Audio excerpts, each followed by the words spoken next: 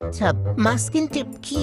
এটা খায় না মাথায় দেয়? মাস্কিং টেপ ছাড়া কি পেন্টিং হয় না? হ্যাঁ, অবশ্যই হয়। যদি পেন্টিং বর্ডার সুন্দর করতে চাও তাহলে মাস্কিং টেপের প্রয়োজন, তাছাড়া লাগবে না।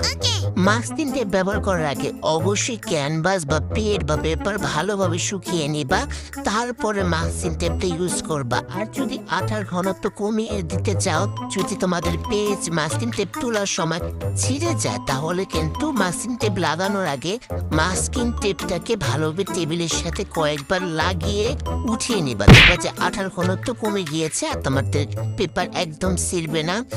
মাস্কিং টেপ লাগানোর পরে কিন্তু অবশ্যই চারদিকে ঘুরিয়ে ঘুরে চাপ দিয়ে দিবে।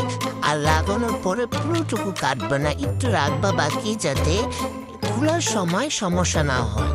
ছোট ক্যানভাসের জন্য কিন্তু তোমরা অবশ্যই 1/2 ইঞ্চি মাস্কিং টেপ ব্যবহার করবা, আর বড় ক্যানভাসের জন্য 1 ইঞ্চি 1.5 ইঞ্চি তো আছেই।